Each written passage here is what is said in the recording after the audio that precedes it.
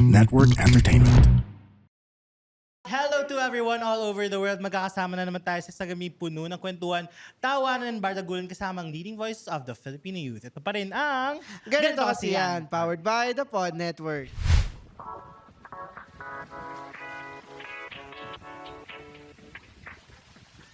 At kasama niyo pa rin ang inyong wandering go-getter ng Quezon City. It's your boy, Jacob. At ako pa rin yung breadwinner baby boy ng Rizal. Bakit ako nandito? Ako lang to si Lance. At Kasama natin, content creator and Ateneo men's volleyball player. And now, a working professional. Wow! Yes. His new era. Let's all welcome James Ecalco. palakpakan naman dyan. Yes, everyone here. Anong feeling mo? Kamusta ka naman ngayon? Okay naman, naninibago sa bagong life after college. Siyempre, working na now. Pero siyempre may pera na rin. So, good na naman. Yun ang pinaka at least ang importante. Oo. Kasi masaya pag may May pera. pera. Right there. Totoo. Kumusta na may mga nanonood ngayon? Kasi I think the last time we've talked is Online. online pa. Online lang, yeah. Parang naninibago ako na may audience. Diba? Sino ba Yeah. itong mga to? Hindi ko in-expect na ganito karami. But, Ay, ano ba gusto mo? Gusto mo Alam, ba mga siya lima lang lang? eh. Mga lima lang, okay. Sige, first 5. Oo. Intimate. Oo. Mm-mm. Yung intimate kasi sa GKY, mga 80, ganon. Wow. Wow. Ganon. Oo. Pero yun, what's life for you like right now, James? it's a mix of a lot of things, I would say. Parang yung buhay ko, I have corporate job, tas influencer din ako. Tapos marami akong side quests here and there na workout. So, very busy, I would say. Ilang beses na kita nakakikita sa sa studio eh. Oo nga eh. May So, nagkakasabay yung cup, kayo? guys, yan, no? Electric Studio. Ayan. Sponsored?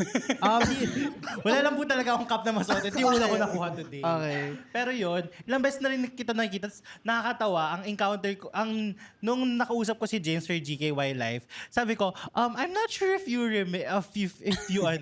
pero do you go to this instructor's class? Tas sabi niya, nakita na kita, pero hindi lang siya sure if naalala ko siya.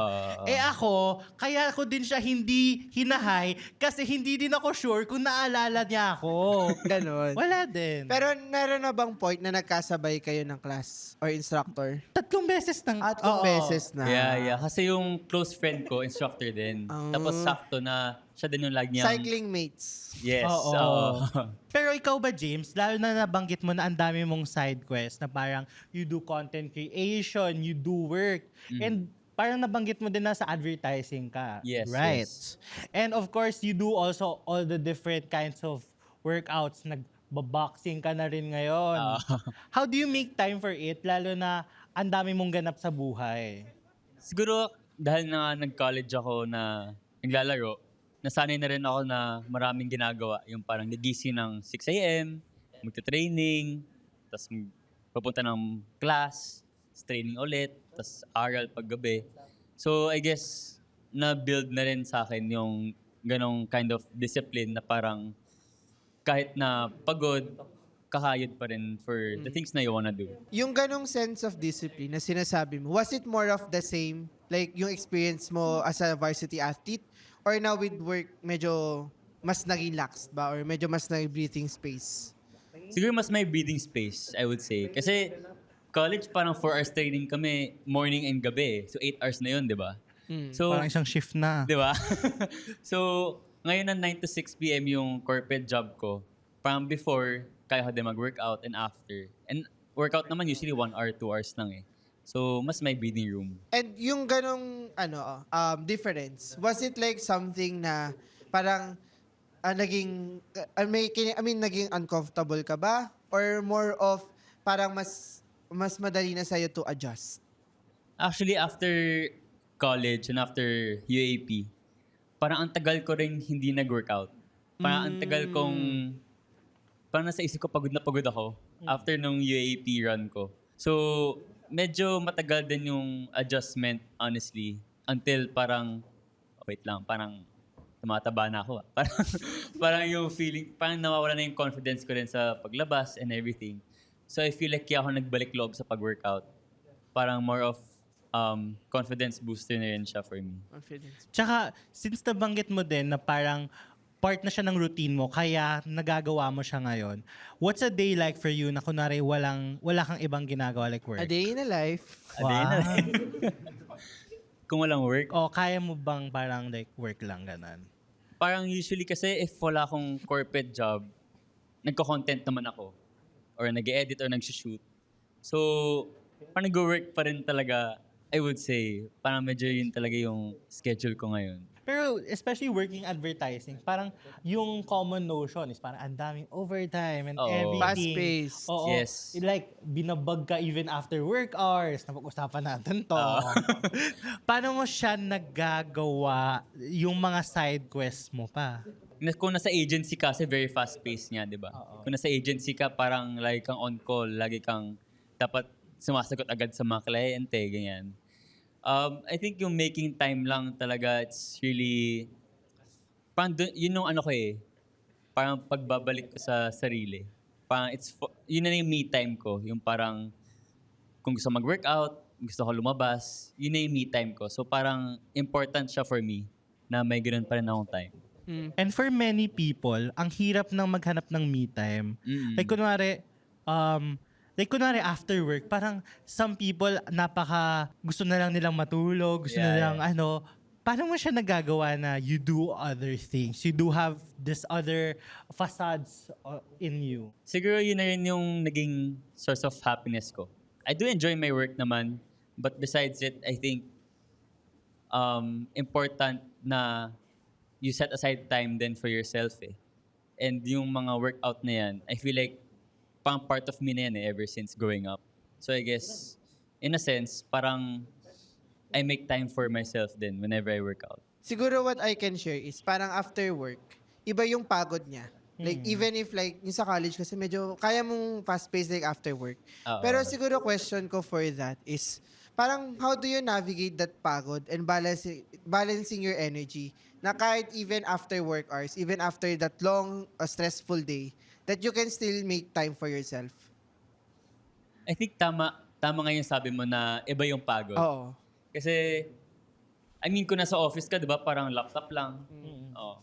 Sa likod yung makuha mo Totoo. dun Oo. Pero yung... Kaya kailangan ng reformer. So, yung mga workout na yun, yung pagod na nakuha ko dun, parang katuwaan ko na siya Katuwaan. Parang usually, sana kung intense yung workout like kay Matthew sa electric. Usually after that, parang you feel good about yourself Na parang, kaya ko pa. So, parang yun na din yung motivation ko whenever I go out to work out. It's really that feeling na hinahabol. So more of talagang intentional na naman. More being more intentional sa, parang you show up even if like pagod ka na. Yes. And I feel like it's a boost din sa energy mo Kasi parang, like gaya ng sinasabi mo, parang after a class, you get the adrenaline to do much more Oo, totoo yun. Yeah.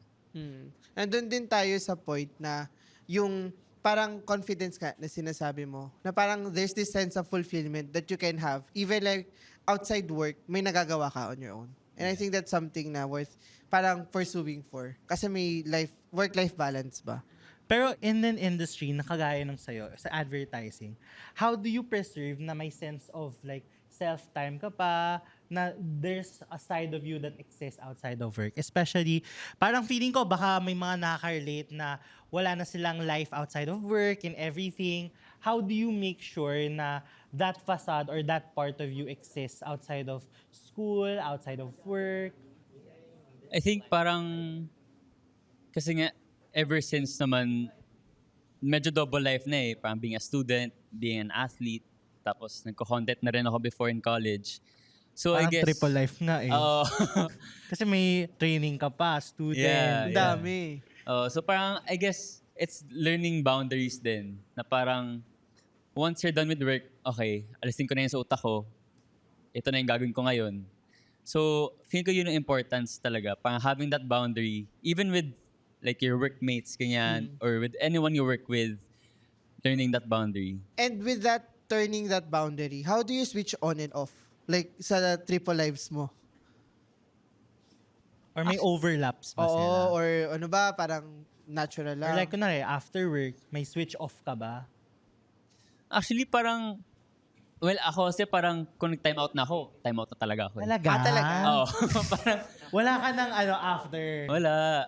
Unless super important talaga. Pero kung okay, time out na ako, ayoko na. Dito na ako sa next life ko. Lesson Ganun. learned. Oo. Plans on.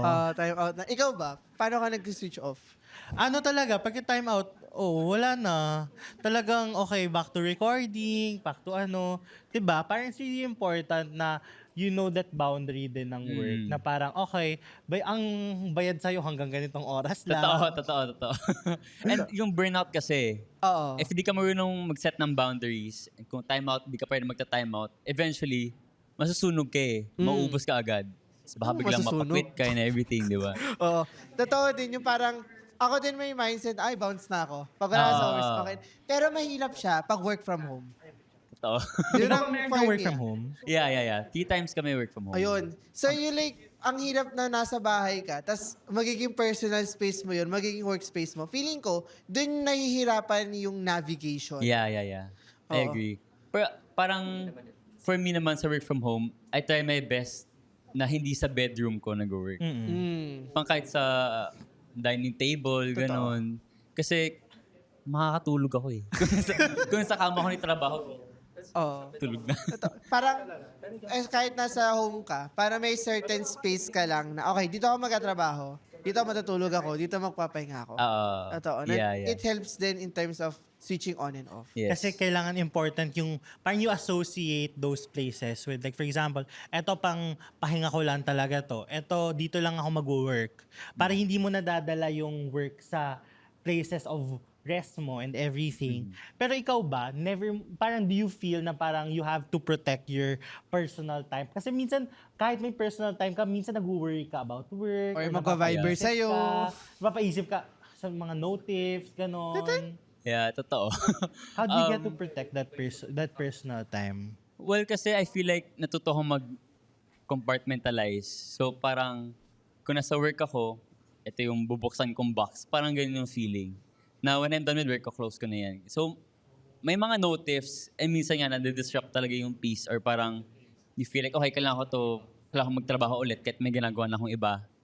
But at the same time, I feel like, ano na yun eh, I guess, matutunan mo na rin as you go along na there's just that limit na you have to set na, okay, I have to do this, pero pwede namang bukas na eh. Or pwede namang some other time na. Have you had a moment where you had to say no to protect your like peace or your life Paano outside yung of process work? of you figuring that out din? Yes, there were a lot of times na I had to say no. Parang, I guess, in a work setting, kunwari, mag-aaya workmates ko kumain sa labas, pero may 6 p.m. class ako sa podium. Yung mga ganun sa electric. Ang layo. Oo. So, I guess yung mga ganong instances, you have to learn to say no for yourself lang din eh. Or even, for example, I get invited to events, pero may work from the office ako nun, I have to say no to that event. So, I guess it's really knowing your priorities lang din na saan ba ako mas kailangan. Kailangan ba talaga sa work ngayon? Or mas kailangan ko i-prioritize yung health ko? Or kailangan ko bang pumunta sa event ngayon? May bayad yung event na yun? Or, okay, pwede naman pass muna, next time na. Oo. Yeah. I feel like, if I don't know if madali sa inyo or what, pero sa akin, dati, mahirap sa akin to say no. Like, sa ganyan na, like, making that decisive option or choice na, okay, hindi ko kaya to. Pero parang slowly figuring it out na, pag hindi mo kasi gagawin, pag hindi ka magde-decide, parang ikaw din yung mauubos. Or ikaw din, parang masyado kang mapapagod to compromise on everything when you could have just made it simple of just saying yes or no to everything. That's Totoo. true. Mahirap talaga mag-no eh. Kasi I would say, for a while, naging people pleaser din ako. But then, I guess I had to learn it the hard way din na if you keep saying yes, katulad ng sabi mo, papagod ka talaga. And eventually, di mo na alam kung ano nangyayari. So baka biglang sumabog ka na lang. Totoo. Paano mo siya na-learn yung parang that sense of having like boundaries in terms of like saying yes and saying no to people?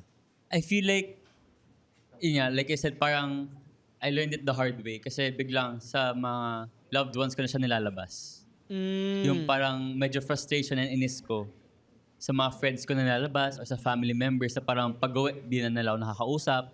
Or when they talk to me naman, medyo bastos na yung pananalita ko. So I guess doon ko yun na-realize na parang wait lang.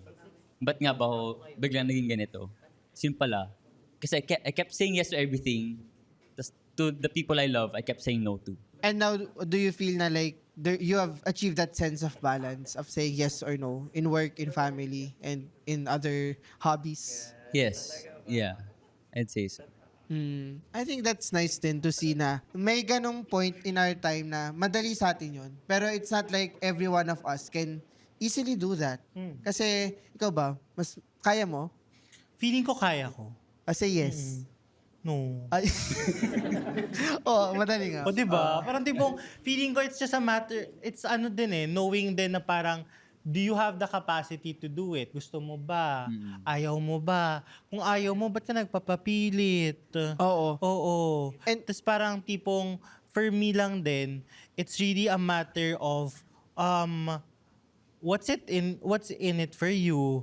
Parang tipong kung if it crosses the boundaries of kung ano yung what you can tolerate, may iba kang schedule today, ba't ka pa nagpapaano? Yeah. So, for me, yeah, say no to what you can't and say yes to what you want. Yeah.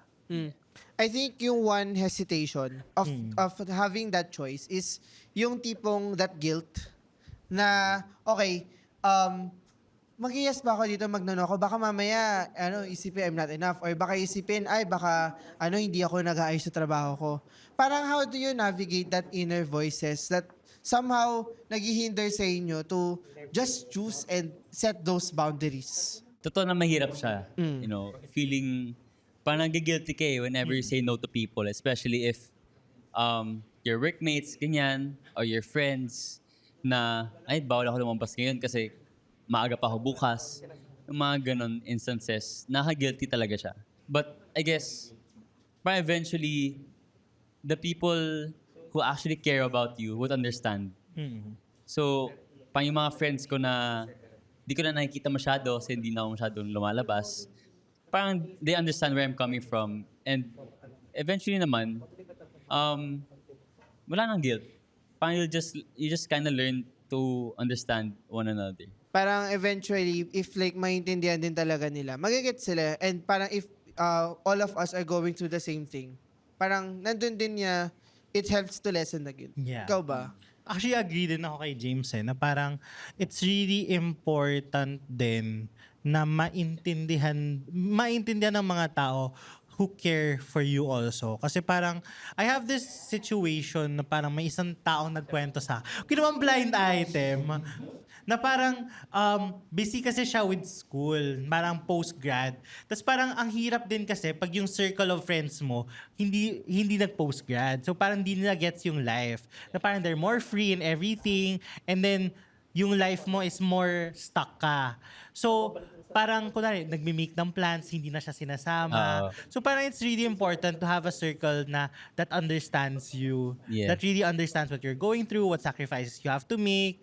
And that won't take it against you.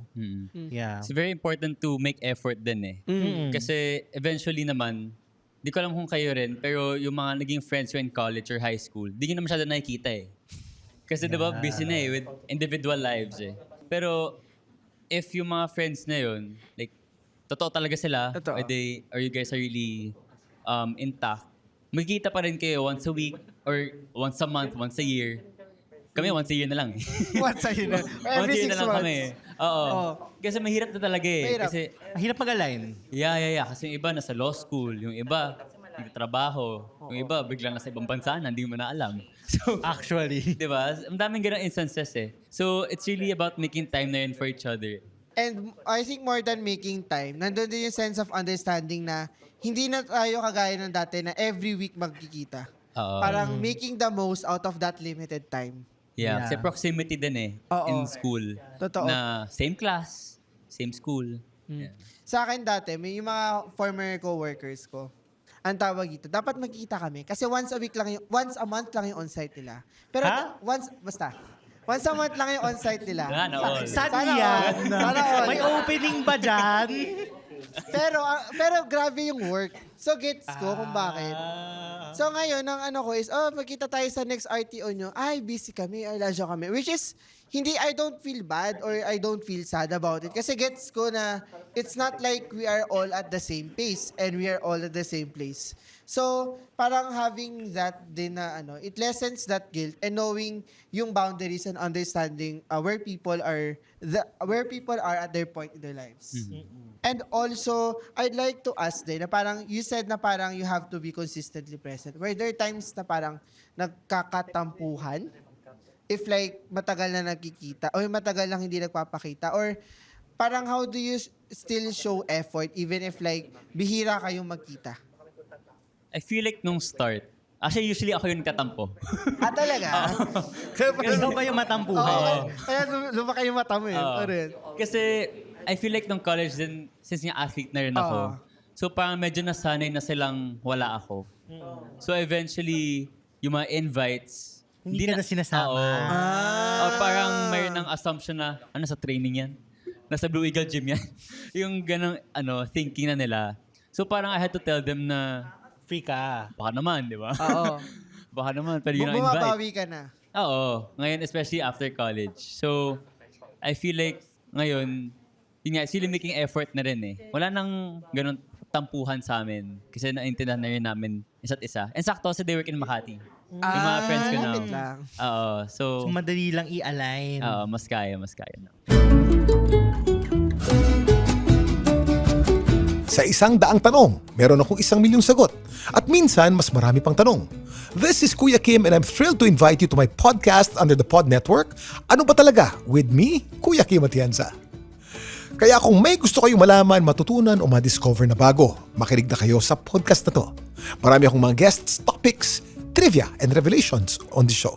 Ang masisiguro ko sa inyo, you'll always learn something new. Just search for Ano Ba Talaga? With me, Kuya Kim Atienza, on Spotify and wherever you listen to podcasts. Pero with your triple life na you do content, you do exercise, and you do work, paano mo pa siya nasisingit, like yung friends and everything? 24 hours ba yung yung isang day mo? Parang, Paano 24 hours naman yun? Bakit dapat ba 25? 26? baka mas marami kay James. Kasi Oo. ang dami niyang ginagawa. Honestly, parang mahirap. Kasi like, in a day, usually 5 or 6 hours lang tulog ko. Pero it's a choice din eh. Parang, parang pagod ka, pero wala ka ibang sisihin ko di sarili mo eh. Parang ginusto kong mag-workout. Ginusto kong magtrabaho. O gusto kong lumabas nung gabing yun. So, yun.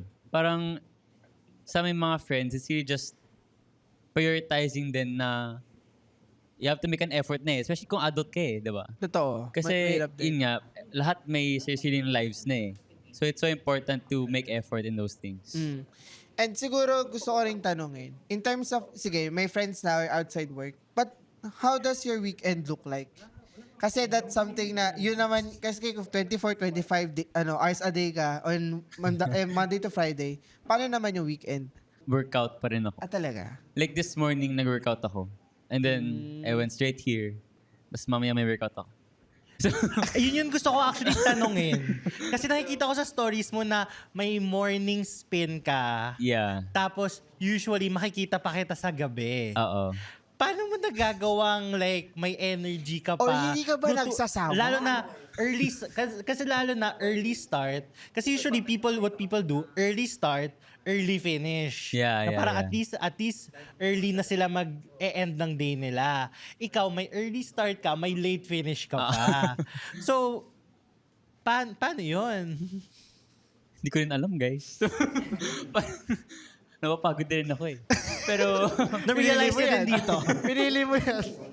parang for me kasi, yung mindset ko talaga kung weekends, kasi nag-workout talaga, parang din ako bumabawi. Pero kahit naman weekdays, nag-workout pa rin ako. Ayun nga. Pero, Parang weekdays twice ka din naman. Oo, actually. Pero I guess sa weekends, parang I feel like mas may time ako. For example, mamaya 3 p.m. naman yung workout ko. Mm. So I can have dinner with my family after. Or kung mag-aayaan na lumabas or mag-mall with my family, doon ako mas may time. But, kasi the thing is, family ko rin kasi ma-workout eh. So medyo bonding na rin namin. Yeah. Kasi your sister's in volleyball also. Yes. Si Tas yun, David nag-high nag-high rocks. rocks siya. High rock siya. Ikaw ba nag-high rocks ka na rin? No, but Plan I'm mo? thinking about it. Yeah. Gets. Kasi since nag-spin class ka rin, Oo. dapat doon naman sa next level Parang pa. doon yung papunta Bakit yun na tayo? eh. Oo. Ikaw, gano'n ka kadalas mag-workout? Actually, I did 3 to 4. Oo. A Classes day? a week. A week? Gawin a day. Kasi nababalitaan ko, halos everyday ka daw nasa electric studio. Oo. So, paano yun? So, Nagiging parehas bakit ko lang na din rin kayo. doon. I mean, yun na din yung escape mo. Yeah, kasi parang feeling ko din, parang ang ano din siya eh. Ito yung napag-usapan namin sa episode namin ni Julia, one of the instructors I go to. It's your 45 minutes away from life eh. It's your Yes. 45 minutes na without thinking about the things outside, without all the Yeah. notifs and everything. Kaya parang feeling ko, it's your 45 minutes for yourself. That's how I see it din eh. Especially with, there are some instructors kasi talaga na would say that eh. Diba? Parang, they would say na, okay, this is Sino only yan? 45. Ma-promote pa yung mga. Oo, na-promote pa eh. Pero, parang, they'd say na, this is just 45 minutes of you outside, leave everything behind, aside of this bike room. Yun yung usually entry nila eh, di ba? Yeah. Intro nila before the class starts. So, that's something na I appreciate din. Parang that mindset na, okay, turn off lahat, focus tayo dito. Siguro para sa representation namin mga hindi nag-i-spin class. Ano bang, ano bang, Hindi, more what of, do you represent? What community? Yung mga hindi, mga mag-workout pa lang. Pero di ba you run? Ayun, yun nga, doon na tayo pupunta. Pero Oo. parang you have to be intentional din to have that certain escape. 45 minutes of your life. Wow. But yung more of ako naman minsan, I run or walk at least 1 hour kung kaya ng energy ko, at least once a day. Pero it's not like kaya ko siyang gawin every day. Kasi like, sige, give ko sa inyo yan. You work out before, you work out after work. Ako naman, minsan, pag gising ko, magtatrabaho, sige, medyo 1 hour na pahinga, tas work na agad.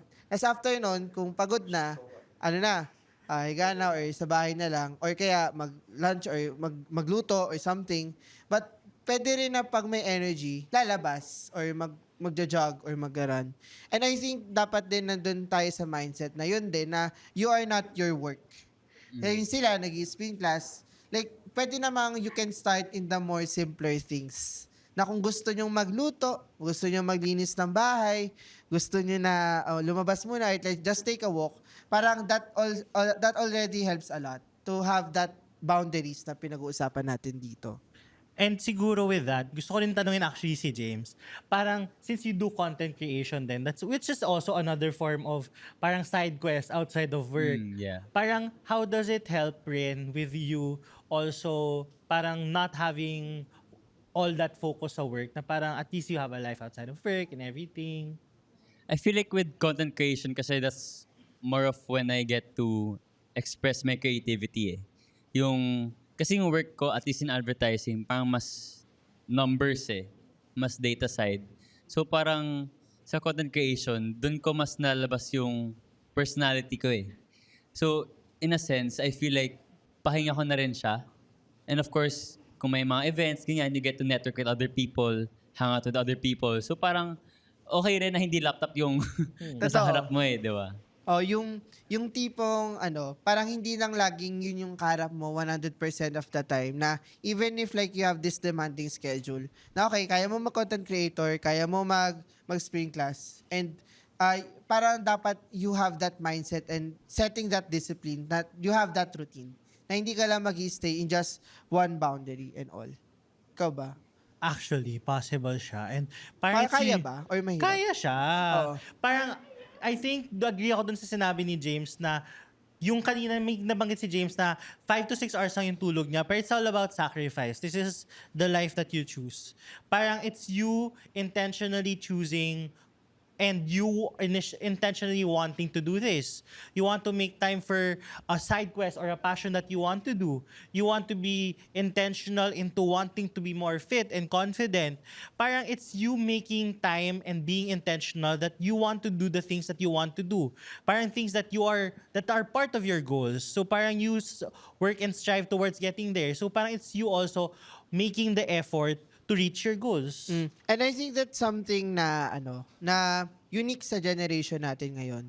Na parang ayaw natin na ma-define lang tayo with work. Or gusto natin may iba pa tayong ginagawa. Parang that's something that I've observed and na it's not because parang may gusto rin tayo patunayan lagi. But more of sa self-satisfaction na we've been talking about this earlier. Na okay, I don't want to be defined by just one. I want to be this, I want to be that. And it's important to have that mindset kasi pag magpapakulong lang tayo dun sa isang box, paano kung wala kang work? Sino ka? Who are you outside of what you're doing? Or who are you if hindi ka student? If sa mga college students natin dyan. So important din na parang you make that effort to make that routine and build that na ngayon na on your own na ikaw na bahala sa sarili mo. Totoo. Yun. And siguro yung tanong ko na lang din is, sige, you have to be intentional, you have to have you make side quests and all, but how do you make sure na parang you're not irresponsible and you're on top of everything? May notes app kasi ako. Di ba? Lahat naman tayo may notes app, di ba? Sinong wala Pakilabas notes na app? po ang notes app ng lahat. Oo, baka listahan niya ng mga ano. Oo, nilista ko talaga doon lahat ng kailangan kong gawin. Okay. For the day. Oo. Yung calendar talaga, punong-puno yung calendar ko. Parang doon talaga yung, that's where I really put my entire day, my plans, just to keep myself organized eh. Kasi kung marami ka talagang ginagawa, eventually mawawalan ka ng time, mawawalan ka ng sense of, parang, ano na ba gagawin ko? Ano yung next ko kailangan gawin? So, until may makalimutan ka na pala. So, I feel like, in terms of being responsible in what you're doing naman, for me, it's really just staying organized. Kung may maisip ka, sulat mo agad. Paano if you fail? Like, hindi mo magawa yung gusto mong gawin for that day or yung nakalagay sa notes mo. Paano yun? Doon nagkakaroon ng guilt na pinag-usapan natin kanina. I guess there was a time din na I wasn't very forgiving sa sarili ko. Kunwari, hindi ako nakapag-workout. Or kunwari, hindi ko nasamahan yung nanay ko bumuli ng pagkain. Ganun. Parang there was a time na nagigilty talaga ako eh. Pero I guess, parang you'll just kind of learn to be more kind to yourself. Whenever you fail, ganyan, wala eh. Parang that's really how you succeed eh. You just keep failing and failing. And then you get more experience until eventually, hopefully, you get it right the next time. Ikaw, Jacob, how would you feel if like, kung ano yung sinet mong routine for the day, hindi mo nagawa? Ako feeling ko, kailangan mo din maging flexible with yourself eh. Na parang not everything kailangan mong gawin today and hindi everything kaya mong gawin today.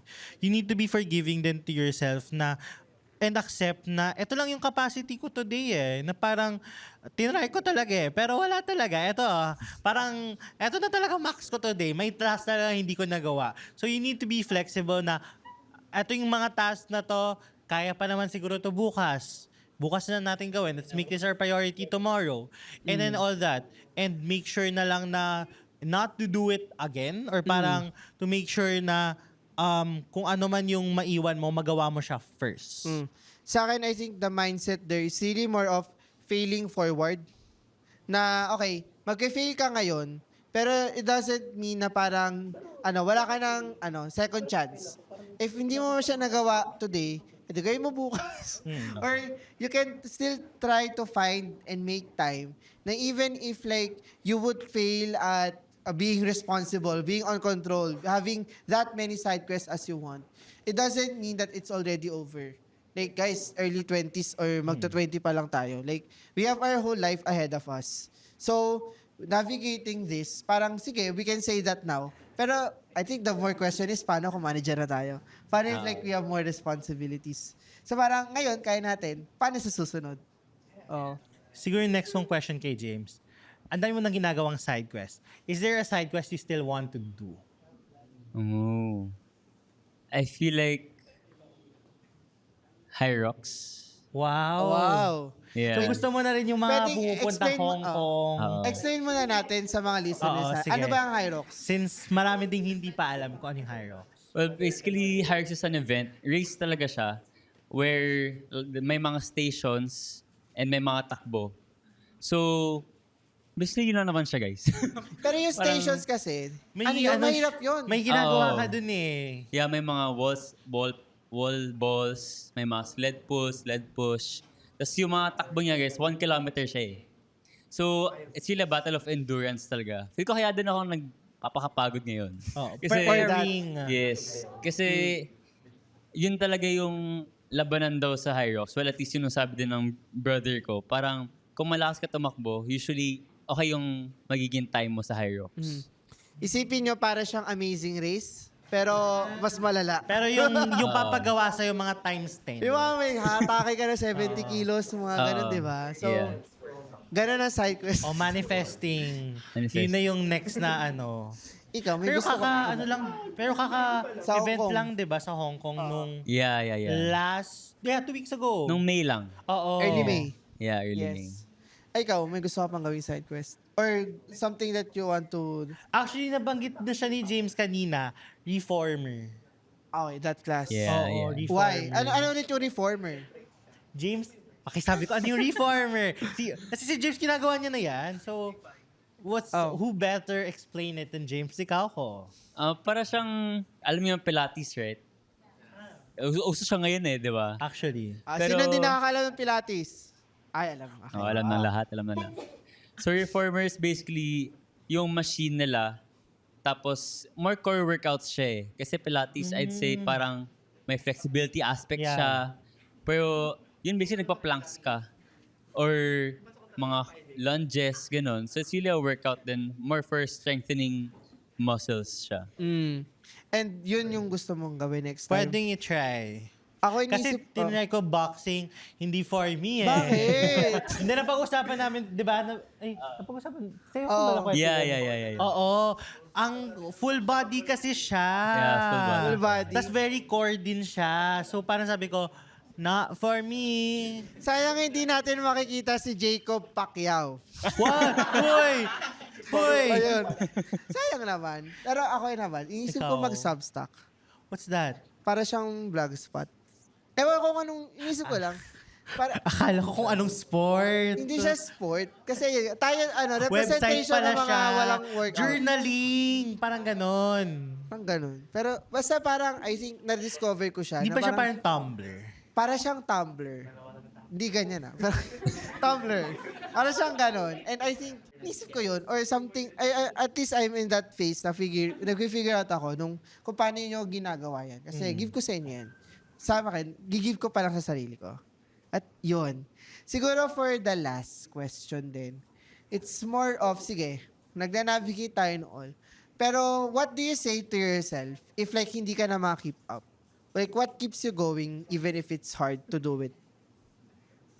I think one thing to remember din na parang you can treat life as a marathon kasi. Kasi hindi siya sprint. So, whenever na pagod na ako, I feel like I'm failing at something na I'm supposed to be good at, or parang feel ko I'm letting people down, or nagigilty na ako, parang I just remind myself na I have to be kind to myself din eh. Parang lahat naman tayo may pinagdadaanan, lahat naman tayo may struggle with everything, with life. Pero I guess that's something na you have to have din eh, within yourself. Na, okay, kaya ko maging mabait sa ibang tao, pero ba't di ko kaya sa sarili ko? So, yun yung, I guess, try ko rin matutunan din ngayon. Ikaw. What keeps you going? Parang that wanting then to become a better version of yourself. Kasi parang feeling ko at the end of the day, parang why we do the things we do is because we want to be someone that we're proud of. So to be that person, parang we need to do steps and actions to get there. And for us, parang, that's how you get to be there. Like for example, taking more action in terms of fitness, getting more into content creation and all that. Yeah. So, to become a better version of yourself that you're proud of. Ikaw ba? Sa akin, more of pessimist. Hindi naman, but more of just simply na knowing that whatever I do now will be something that I can build for my future. Wow. It's not like para... Futuristic pala siya. But it's not like naman na, kunwari, okay, ito na gagawin ko. Okay, may nakaset akong plan for the week and all. But sa akin minsan, I just live in the present. Parang ano yung control ko ngayon, and ano yung hindi ko control for the next week, for today. And then just see things from there, knowing na, okay, baka pwedeng unti-untiin ko to. So just living life, essentially, and just going forward with what you have and sa opportunities na dadating sa'yo. And eventually, yun. And siguro last question ko na rin for James. Ano yung advice mo siguro sa mga younger people or 20s na still figuring out how to have life outside of their 9 to 5, outside of their day job, and who wants to do things or struggling to make things fit in their day? Parang trial and error siya eh. Hindi siya madali to know what you're capable of, kung ano yung limit mo. But then at the same time, how will you know? Diba? If you don't try. So, to the youth. Wow! The youth. To the youth. Pumunta ng siguro- TEDx. Yun lang. Siguro yung advice ko really is to just try. And don't be afraid to fail. Kasi in this life naman, there are a lot of times where we will fall short. But hindi yun ang important eh. What's important is you become a better version of yourself. You get to know yourself better until eventually, you're gonna feel proud to say na, okay, di ko man ito nagawa, pero happy ako. With whatever I'm able to do in a day, I'm happy. Eto, may last pasabog question ako para Ang sa'yo. daming last. Pangatlong Eto last na to. Ayan, eto. May sinabi kasi si James about failing. Eto, siguro gusto kong malaman yung perspective ni James dito. What is something that failing taught you that succeeding or winning didn't? Oo. Witty. Miss Universe to Ano to? I feel like failing taught me resilience.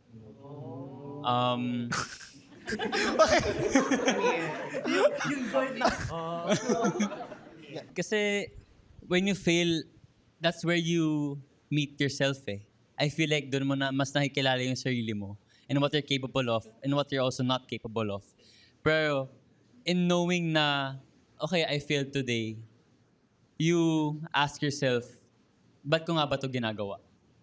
And I feel like once you figure out why you're doing something, that's when you can try again eh. And then try again until, magawa mo na siya. So I feel like, yun naman din yung important in life eh. That building that resilience na kung anumang challenges harapin nyo, hindi man yan kung workout man yan or parang may nangyari sa job or in life and everything. It's really learning to be strong and still staying courageous throughout the entire process. Yes, ayan na nga. Grabe naman ang learnings. Palakpakan naman natin si James for this episode. Yes. So, yun. May mga pasalamatan ba tayo, Jacob? Ayun na nga. Oo. And bago tayo magtapos, huwag natin kalimutan pasalamatan ng ating sponsors, Gardenia, The Receipt Photo Booth, Lucky Yogurt, Hooray Chicken, Grip PH, and Pasta Game. At huwag natin kalimutan bisitahin ang branches ng Hooray Chicken in Pasig, Taytay, Marikina, Antipolo, Paranaque, Mandaluyong. Uy, may Mandaluyong sila. Oo Ang lapit nga, lang. And White Plains. And merong promo ang grip tuloy, ang Hooray Chicken Kamali ka ba?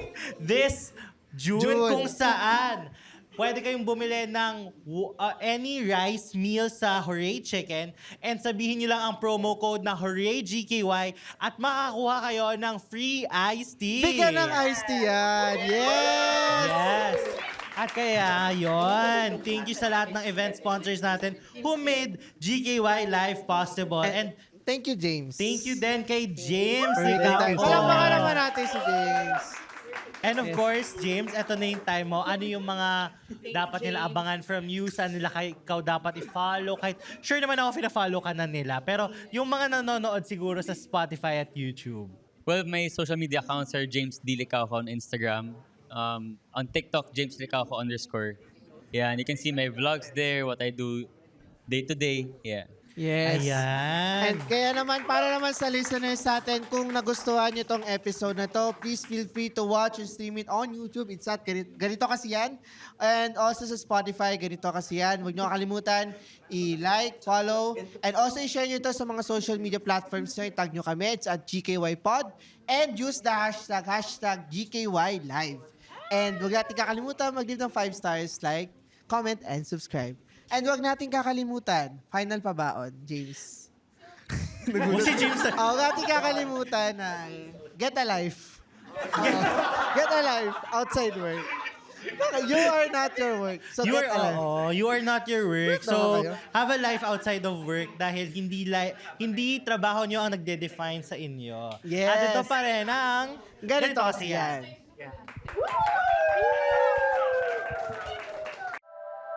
The opinions of podcast creators, hosts, and guests are not necessarily reflective of the official stance of the Pod Network Entertainment, its hosts, or other network programs. The content created by the people behind the podcast is personal and not meant to harm any religion, ethnicity, group, organization, company, or individual.